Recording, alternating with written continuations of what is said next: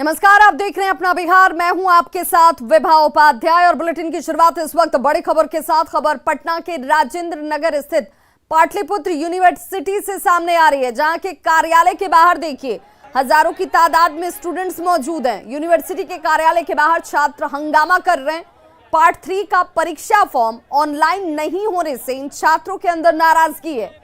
University प्रशासन की कार्यशैली और प्रणाली को लेकर के भी ये छात्र सवाल उठा रहे हैं। हालांकि पुलिस यहां पर मौजूद है, लोगों को समझाने की कोशिश की जा रही है। ये स्टूडेंट नाराजगी जाहिर कर रहे हैं परीक्षा फॉर्म को लेकर। पार्ट 3 का परीक्षा फॉर्म ऑनलाइन नहीं किए जाने को लेकर इनके बीच आक्रोश और नाराजगी है।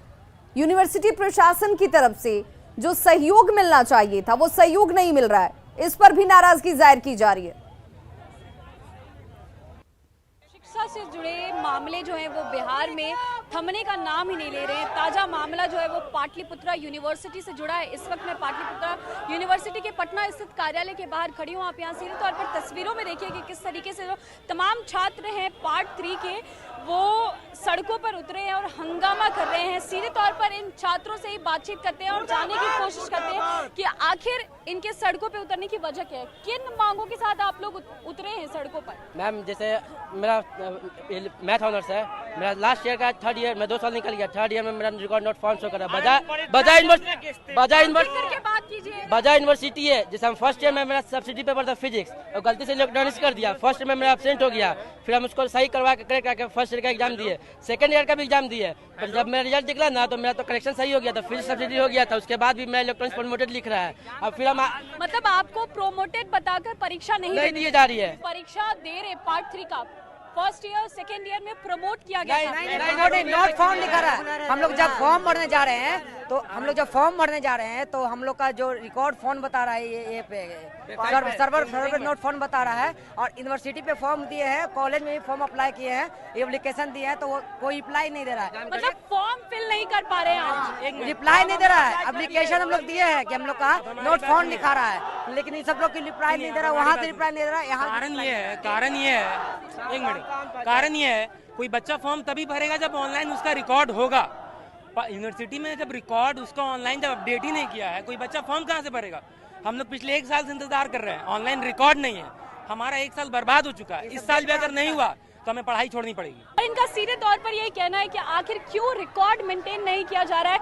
जब ऑफलाइन ये फॉर्म भर रहे हैं तो ऑनलाइन उसे क्यों नहीं शो कर रहा है, और क्या वजह है, क्या दिक्कतें हैं, जो तमाम तरीके की टेक्निकल एरर आ रहे हैं। इसको लेकर ये जो छात्र हैं ये पहली बार नहीं है कि सड़कों पर उतरे हैं। इससे पहले भी पिछले कुछ दिनों में लगभग 3 से 4 बार ये जो तमाम छात्र हैं वो सड़कों पर उतर रहे हैं। और बार बार इस तरीके से जो तमाम छात्र सड़कों पर उतरकर अपनी मांग रख रहे हैं, तो आखिर यूनिवर्सिटी प्रशासन जो है वो क्यों सोया हुआ है और क्यों कोई इस पर कार्य नहीं किया जा रहा, ये एक बड़ा सवाल है। न्यूज़ 18 के लिए ऋतु रोहिणी, पटना। और देखिए पाटलिपुत्र यूनिवर्सिटी के दफ्तर के बाहर जहां ये हंगामा हो रहा है, हमारी सहयोगी ऋतु रोहिणी हमारे साथ इस वक्त वहीं ग्राउंड जीरो से लाइव जुड़ गए हैं। ऋतु, जब से खबर हम ये दिखा रहे हैं छात्रों की नाराजगी, इन नाराजगी का असर क्या यूनिवर्सिटी प्रबंधन पर, प्रशासन पर कुछ हो रहा है या हालात जस के तस ही हैं?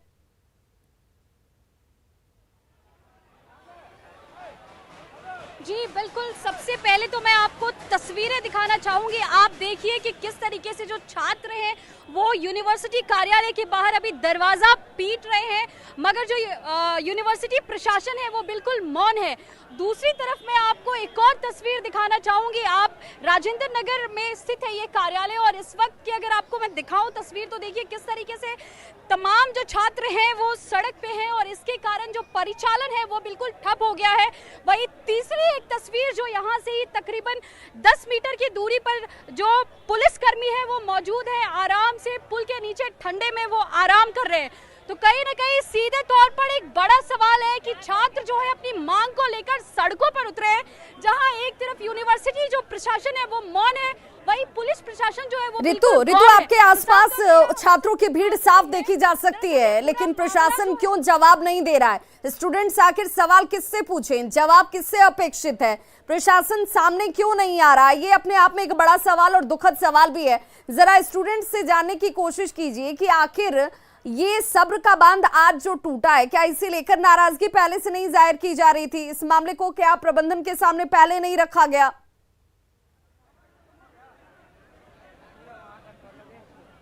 जी बिल्कुल बिल्कुल, ये जो छात्र हैं पिछले 1 महीने में तकरीबन 3 से 4 बार सड़कों पर उतर चुके हैं और इनके सड़कों पे उतरने की वजह थी कि फॉर्म भरने का जो डेट है वो बढ़ाया गया। लेकिन अभी जो मामला है वो सीधे तौर पर हम इन छात्रों से ही बातचीत करते हैं। आज पूरा मामला क्या है, हमारे साथ यहाँ पे कुछ छात्र हैं, हमें ये बताइए कि क्या दिक्कत है, क्या वजह, आपने क्या कॉलेज प्रशासन से बातचीत करने की कोशिश करी, क्या कुछ बातचीत हुई है? देखिए, सबसे बड़ी परेशानी ये है कि ना तो कोई समाधान कॉलेज से मिल रहा है, ना ही यूनिवर्सिटी हमारी कोई परेशानी सुनने को राजी है।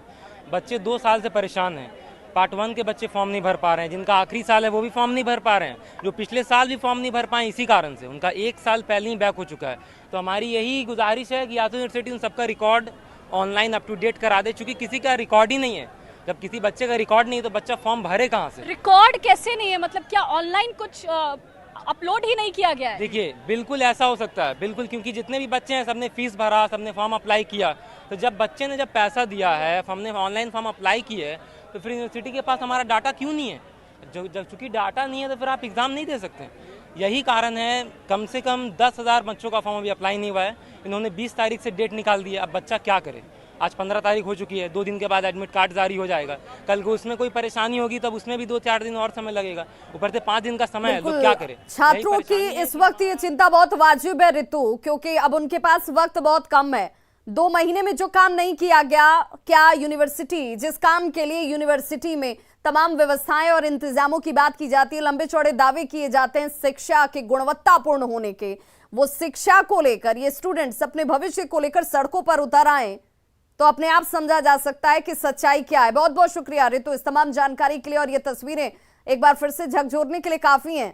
यूनिवर्सिटी प्रबंधन को सामने आना चाहिए, जवाब देना चाहिए स्टूडेंट्स के सवालों का, और उन्हें सड़कों पर नहीं घरों में एग्जाम्स को लेकर तैयारी करने का वक्त देना चाहिए। बड़ी खबर पटना से आ रही है, जहां पर वेटनरी के छात्रों का धरना शुरू हो गया है। फेलोशिप बढ़ोतरी की मांग इन स्टूडेंट्स की तरफ से भी की जा रही थी। 10 दिनों से ये धरने पर बैठे हुए हैं। वेटनरी के छात्रों का ये धरना, 10 दिनों से ये धरने पर बैठे हुए हैं, और छात्रों को पुलिस ने अब देखिए हटा दिया है। पुलिस ने सभी छात्रों को यहां से जबरन हटाया है, जो जानकारी सामने आ रही है। 10 दिनों से धरने पर अपने फेलोशिप की मांग को बढ़ाने को लेकर के ये छात्र जो हैं वो आंदोलन कर रहे थे, लेकिन कैसे इन्हें जबरन जो है देखिए उठाकर हटाया जा रहा है इस जगह से। लेकिन इनकी समस्या का समाधान हो पाया क्या? संवाददाता धर्मेंद्र हमारे साथ इस वक्त जुड़ गए हैं फोन पर। धर्मेंद्र, क्या जिस मांग के साथ ये धरना दे रहे थे, नाराजगी जाहिर कर रहे थे, उससे लेकर कोई बातचीत की गई जिसके बाद इन्हें हटाया जाता? जी, बातचीत के लिए कोई अधिकारी तो नहीं पहुंचे थे, लेकिन उन्हें हटाने के लिए आज पुलिस बल जरूर मौजूद थी। पुलिस बल उन्हें जबरदस्ती वहां से हटाती दिखी। आप तस्वीरों में देख सकते हैं किस तरह से खींचकर और घसीटकर छात्राओं को वहां से निकाला गया है। पिछले 10 दिन से ये लोग हड़ताल पे वहां अपने कैंपस में हड़ताल कर रहे थे, बैठे हुए थे धरने पे, और इनकी मांग ही है कि इनका इंटर्नशिप मानदेय बढ़ाया जाए, इनका जो फेलोशिप मानदेय बढ़ाया जाए, क्योंकि बहुत ही कम मानदेय इनको मिलता है। और बराबर ये लोग अपनी मांग को लेकर प्रबंधन से बातें करते हैं, लेकिन कहीं ना कहीं प्रबंधन के द्वारा इन्हें आश्वासन नहीं दिया जाता है और इनके आश्वासन की पूर्ति नहीं होती है, और नाराज होकर ये छात्र धरने पर बैठते हैं। लेकिन पुलिस के द्वारा आज उन्हें जबरन धरना स्थल से हटाया जा रहा है वेटनरी कॉलेज से। जी बहुत बहुत शुक्रिया धर्मेंद्र इस तमाम जानकारी के लिए आपका।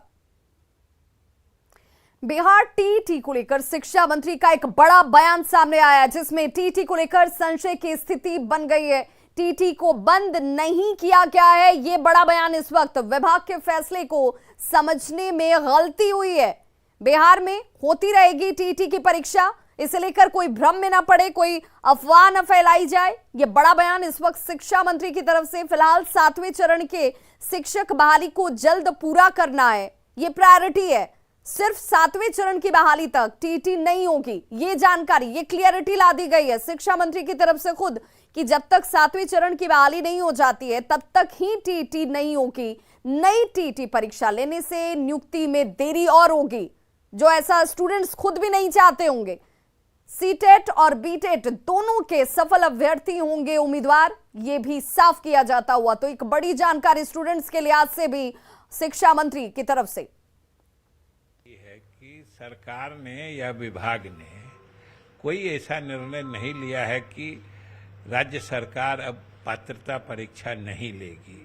ये तो वर्तमान स्थिति है जो हमारे पास रिक्तियां उपलब्ध हैं और जितनी संख्या में पहले ही पात्रता परीक्षा उत्तीर्ण होके योग्य अभ्यर्थी मौजूद हैं, इस परिप्रेक्ष्य में ये निर्णय लिया गया है कि ये अगले चरण की नियुक्ति प्रक्रिया हम लोग जल्दी से पूरी कर लें, नहीं तो फिर नियुक्तियां और भी अधिक लंबित हो जाएंगी, विलंबित हो जाएंगी। तो ये न छात्र हित में अच्छा है, न शिक्षा के हित में अच्छा है, न अभ्यर्थियों के हित में अच्छा है। इसलिए पहली बात तो सरकार ने या विभाग ने बिहार पात्रता परीक्षा आयोजित नहीं करने का फैसला लिया है, ऐसी कोई बात नहीं है। न हम लोगों ने इसे बंद करने का फैसला लिया है, वर्तमान परिस्थिति में इसको आगे बढ़ाने का फैसला लिया गया है। और बड़ी खबर इस वक्त कटिहार से आ रही है, जहां बारसोई थाने में एनआईए की टीम पहुंची हुई है और जो कुछ जानकारी जुटाने की कोशिश की जा रही है। सूत्रों के हवाले से खबर यह है कि हाल के दिनों में देश की कई जगहों पर उपद्रव के तार बारसोई से जुड़े हैं। वहीं हाल के दिनों में आजमनगर में एक नाबालिग से दुष्कर्म मामले को सांप्रदायिक रंग देने की कोशिश की जा रही है। इस मामले की भी जांच की जा रही है और फिलहाल आधिकारिक रूप से इस पर कोई बोलने को कुछ भी तैयार नहीं है। लेकिन एनआईए की टीम देखिए पहुंची जरूर हुई है और कटिहार में पहुंचकर इस वक्त तमाम जानकारियां इकट्ठा की जा रही हैं। तो देश में हुए हंगामे को तार जो हैं वो इस बारसोई से, कटिहार के बारसोई से जुड़ते हुए नजर आए हैं कई मौकों पर, कई बार। सूत्र जो जानकारी दे रहे हैं और बताया जा रहा है कि एनआईए की टीम जब यहां पर पहुंची है तो इन तमाम चीजों पर जानकारी इकट्ठा की जा रही है। हालांकि कोई आधिकारिक तौर पर कुछ भी बोलने को तैयार नहीं है, लेकिन तस्वीरें आपके सामने हैं जो बताती हैं कि एनआईए की टीम की यहां पर मौजूदगी है और जांच पड़ताल जो है वो की जा रही है। तो एनआईए की टीम इस वक्त कटिहार में मौजूद है, बारसोई थाने से जानकारी ली जा रही है। ये बारसोई थाने की तस्वीर आप एक्सक्लूसिव देख रहे हैं, एनआईए की टीम की यहां पर मौजूदगी और कई मौकों पर बारसोई से जो तार हैं वो जुड़ते रहे हैं, उस दृष्टिकोण से भी पूछताछ। और जिस तरीके से इस वक्त एनआईए की टीम जब यहां पर मौजूद है तो क्या जानकारी आ रही है, ये कोशिश करते हैं। हमारे सहयोगी सुब्रत गुहा हमारे साथ कटिहार से जुड़ गए हैं फोन लाइन पर। सुब्रत, एनआईए की टीम की यहां पर मौजूदगी, किस तरह की हलचल आप देख पा रहे हैं, साथ ही यहां पर पहुंचने को हम कैसे समझें? जी, निश्चित तौर पर सबसे बड़ी बात है कि आधिकारिक रूप से अब तक एनआईए के जो दौरा आए हैं इसकी कोई पुष्टि नहीं हुआ है। लेकिन सूत्र के हवाले से जो खबर है, ये जो बारसोई थाना जहां एनआईए का अधिकारी पहुंचकर जांच कर रहे हैं, इससे कई बातें सामने आ रही है। एक तरफ तो ये जो सीमा है बंगाल से सटा हुआ है।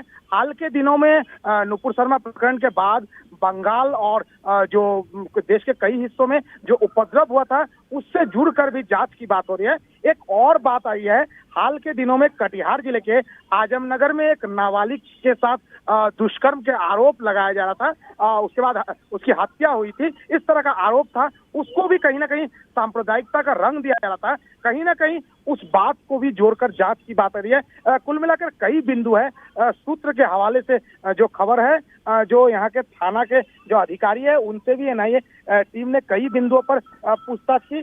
साथ ही एक बड़ी बात यह है, जो एक दो लोग हैं उनको भी डिटेन करके पूछताछ किया जा रहा है। लेकिन इन तमाम जो बात है इसकी कोई आधिकारिक पुष्टि नहीं हुआ है। कोई भी अधिकारी जिला स्तर पर इसको खुलासा नहीं करना चाहते। लेकिन हमारे जो सूत्र है वो बता रहे हैं कि अब एनआईए के लगभग 4 अधिकारियों के टीम पहुंचे, बजात्ता यूपी और दिल्ली के गाड़ी है और कई बिंदुओं पर जांच कर रहे हैं। चलिए, बहुत बहुत शुक्रिया सुब्रत गुहा इस तमाम जानकारी के लिए आपका। और बड़ी खबर इस वक्त मोतिहारी से, जहां पुलिस टीम पर हमला किया गया। ईंट और पत्थर के साथ लाठी से हमला किया गया है पुलिस टीम के ऊपर। 2 थाना अध्यक्ष हमले में घायल हो गए, 7 पुलिसकर्मी हमले में जख्मी भी बताए जा रहे हैं। अरेराज के जनेरवा की यह घटना, जहां पर पुलिस टीम पर ही निशाना लगाया गया। आरोपी को गिरफ्तार करने के लिए पुलिस यहां पर पहुंची हुई थी, जिनके ऊपर ईंट पत्थर और लाठी डंडों से हमला किया जाता है। 2 थाना अध्यक्ष इस हमले में घायल हो गए, जबकि 7 पुलिसकर्मी जख्मी हैं।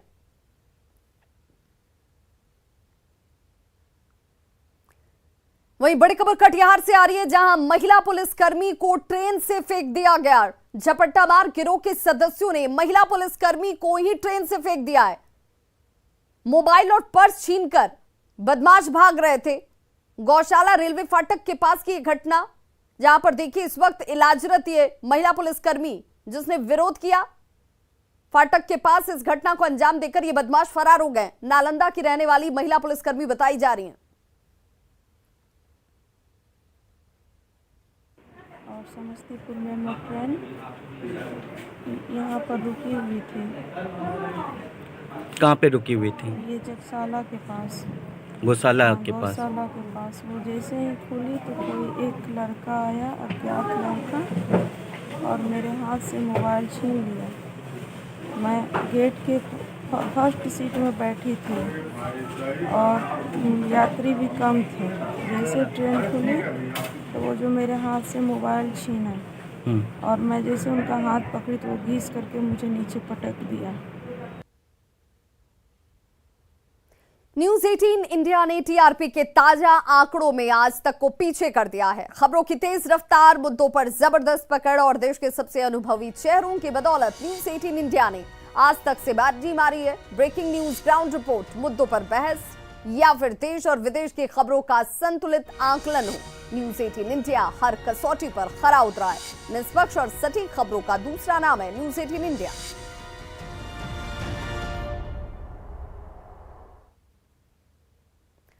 एक पिता अपना पूरा जीवन अपने बच्चों के लिए समर्पित कर देता है। उसका दिल तो बस अपने बच्चों की खुशी में ही खुश होता है। इस बार फादर्स डे पर न्यूज 18 लाया है पापा के लिए अपनी फीलिंग्स जताने का एक मौका। थैंक यू पापा। खास आपके लिए फादर्स डे पर आप अपने पापा को गिफ्ट कर सकते हैं एक स्मार्टफोन। करना बस इतना है कि अपना फोन उठाइए और एक मिस्ड कॉल दीजिए अपनी स्क्रीन पर दिख रहे इस नंबर पर।